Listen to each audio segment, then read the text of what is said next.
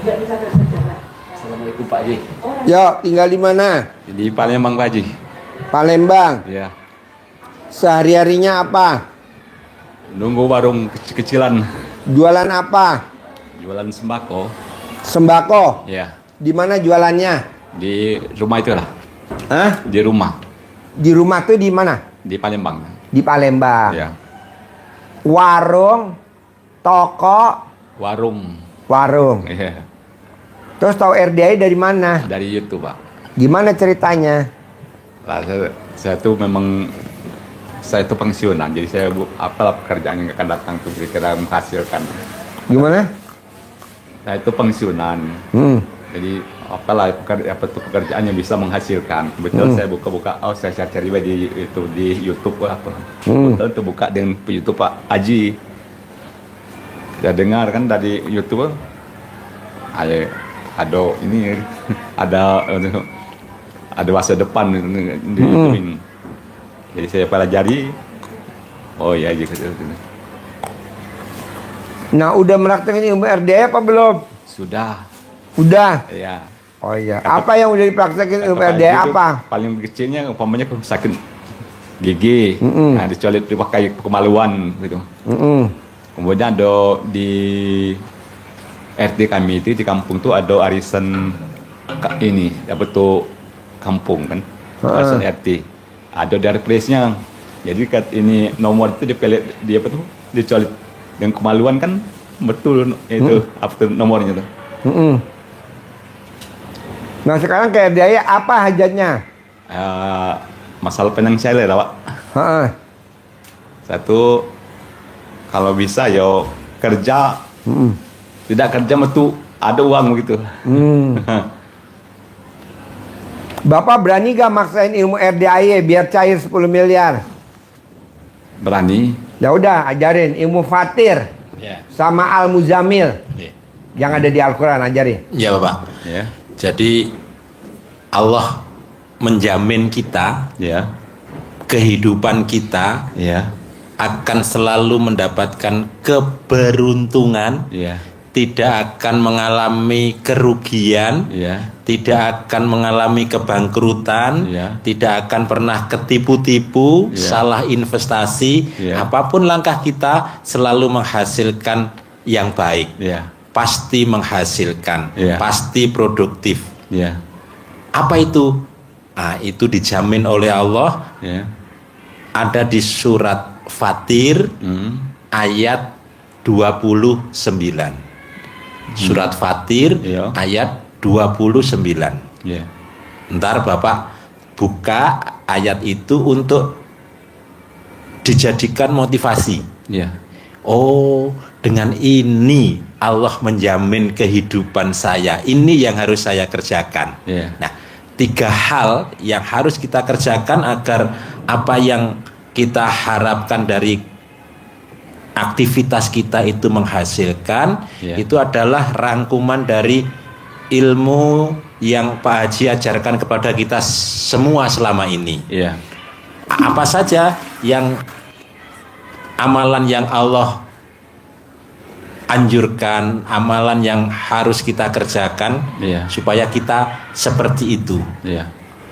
Kata Allah, siapa yang mendapatkan pertolongan Allah, kehidupannya, usahanya lancar, itu adalah innalladzina yatluna kitaballah. Yang pertama, innalladzina, sesungguhnya pasti orang-orang yang apa? Yang pertama adalah yatluna kitaballah, orang-orang yang membaca kitab Allah, membaca Al-Quran, membaca Al-Quran. Orang yang membaca Al-Quran, nah kapan membacanya? Itu Pak Haji ngajarin kepada kita, membacanya adalah berdasarkan surat Al-Muzammil, ayat 1 sampai 7 dibuka, nanti Bapak dipelajari. Bukan untuk itu yang selalu kita baca, bukan. Itu menjadi pegangan, menjadi motivasi kita, menambah keyakinan kita untuk mengamalkan itu. Apa itu surat Al-Muzammil? dipanggil kita oleh Allah, ya ayyuhal muzammil, hai orang-orang yang berselimut. Berselimut itu sedang tidur, sedang lelap, dipanggil oleh Allah. Gimana manggilnya? Qumil laila illa qalila, bangun, disuruh bangun. Untuk apa? Untuk sholat, walaupun hanya qalila, walaupun hanya sedikit. Tidak harus full sholatnya. Sholat apa berarti? Malam sholat tahajud. Kapan bangunnya? Di ayat yang ketiga Allah memanggil kita. Kapan? Nisfahu awingkus minhu qalila. Nisfahu, setengah, separuh, seperduanya apa? Malam. Berarti jam berapa seperdua malam? Jam 1, jam 00, jam 12. Kita disuruh bangun. Tepatkah jam 12-nya? Enggak. Nisfahu awingkus minhu, seperdua malam atau kurang sedikit. Berarti jam 12 kurang sedikit. 12 kurang seperempat, kurang 10, kurang 20 menit misalkan. Apakah kurang? Boleh lebih, boleh enggak? Boleh. Apa yang dikatakan Allah di surat itu? Auzid alaihi, atau lebih dari itu. Jadi kurang sedikit boleh, lebih sedikit boleh. Terus suruh apa? Warotilil Qur'ana tartila. Disuruh apa? Baca Al-Qur'an. Jadi itulah waktu kita membaca Al-Qur'an. Kenapa kita harus baca Qur'annya di malam hari setelah tahajud? Karena kata Allah, kalau kita bangun malam, itu lanjutan ayat lagi Pak, ayat yang ke-6. Kalau kita bangun malam, itu mental kita jadi kuat, jiwa kita jadi kuat, keyakinan kita jadi kuat. Allah di surat itu. Dan ucapannya mantap. Karena baca Quran di malam hari itu membuat ucapan kita, bacaan kita jadi mantap. Artinya hajat-hajat kita lebih mudah dikabulkan oleh Allah. Kenapa? Karena lisan kita dihiasi dengan bacaan Al-Quran. Jadi baca Quran, bacanya kapan? Rangkaian jam malam. Kenapa harus malam? Karena di malam hari manfaatnya seperti itu. Karena kita punya hajat kepada Allah ekstrim, maka ibadah kita kepada Allah ekstrim. Saat orang-orang sedang tidur, kita munajat kepada Allah. Jadi tadi ada innalladzina yatlunal kitab. Pasti, sesungguhnya, sungguh, pasti, niscaya orang-orang yang membaca Al-Quran yang pertama. Yang kedua adalah wa aqimus sholah, dan yang mendirikan sholat. Nah, sholat apa? Pasti sholat wajib dan diikuti dengan apa yang sering disampaikan Pak Haji, sholat ba'diyah, qobliyah, sholat tahajud malam hari tadi, Al-Muzammil, jadi satu rangkaian. Terus sholat taubat untuk membersihkan, menghindarkan hati kita dari sifat-sifat yang 18 itu. Sholat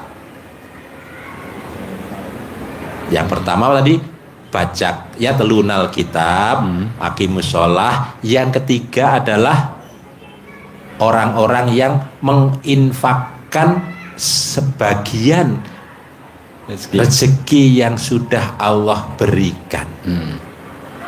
Jadi 3 hal sedekah. Yang ketiga, maka Pak Haji selalu mengingatkan kita sedekah subuh, sedekah subuh, sedekah subuh. Kenapa Pak Haji menekankannya adalah sedekah subuh, bukan sedekah duhur, bukan sedekah asar, bukan sedekah maghrib? Karena ada hadis Nabi yang menyampaikan bahwa sedekah subuh, di waktu subuh itu malaikat mendoakan orang yang bersedekah agar rezekinya, hartanya barokah dan berlipat ganda. Sementara orang-orang yang pelit didoakan rezekinya musnah. Maka kita tolak balaknya sedekah subuh dan sedekah Jumat barokah. Sedekahnya kepada siapa? Sedekahnya kepada anak yatim yang karena kita punya hajat, maka kepada memuliakan anak yatim. Karena kalau di Indonesia kan fakir miskin dan anak-anak terlantar dipelihara oleh negara. Itu tugas negara. Di undang-undang tidak ada nyebut anak yatim. Maka anak yatim tugas kita untuk memuliakannya. Ya, itu sedekah. Jadi kalau kita sudah ngamalkan, kita praktekkan yang 3 hal ini, Allah menjamin bahwa tijarahnya, bisnisnya, usahanya, kegiatannya, kehidupannya dijamin oleh Allah tidak akan pernah mengalami kerugian. Itu janji Allah, Pak. Nah, maka ini yang pertama harus kita bangun keyakinan kita, keyakinan Bapak bahwa dengan kita mendekat kepada Allah, dengan mengerjakan, berbuat, pasti Allah berikan itu, jamin kehidupan kita. Karena Allah yang berjanji, Innallaha la tuhliful mi'ad. Allah tidak akan pernah mengingkari janji. Nah, kalau saya begini-begini apa ya bisa ya? Gimana ya? Yakinkan dengan surat Yasin. Innama amruhu idza arada say'an ayyakulalahu kun fayakun. Kalaulah Allah sudah berkehendak terjadi sesuatu kepada siapapun, maka Allah tinggal mengatakan kun, jadi, maka yakun, maka terjadi itu semua. Nah, makanya harus kita yakinkan diri kita pasti. Yang penting kita berbuat, mengerjakan 3 hal itu aja, yakin dengan penuh keyakinan. Rezekinya apa? Mesti lewat itu, lewat jualan sembako, Bapak. Ya lewat itu, tidak mesti. Lewat yang lain bisa. Dari mana? Allah yang akan mengatur. Contohnya, Pak, untuk menambah keyakinan kita, saya kasih contoh yang sekarang masih diabadikan Allah menjadi ibadah wajib. Kalau itu tidak dikerjakan, maka ibadah itu tidak sah. Apa itu contohnya? Yang dialami oleh istrinya Nabi Ibrahim, ibunya Nabi Ismail. Dia ditinggal di padang pasir, tandus, tidak ada apapun, tapi karena itu adalah perintah Allah, maka dia yakin, tidak ada ngeluh. Maka yang ditanyakan kepada Nabi Ibrahim bukan kenapa harus aku tinggal di sini, kan enggak. Apakah ini perintah Allah? Mengangguk, iya. Kalau ini perintah Allah, pasti Allah ngasih pertolongan kepada saya. Nah, apa yang dilakukan saat kehabisan air Siti Hajar? Berbuat. Di sana kelihatannya kok ada air ya. Datang, ternyata bukan. Oh, di sana, balik lagi. Oh, bukan. Ibadah apa yang diabadikan? Apa? Dari sofa ke Marwah.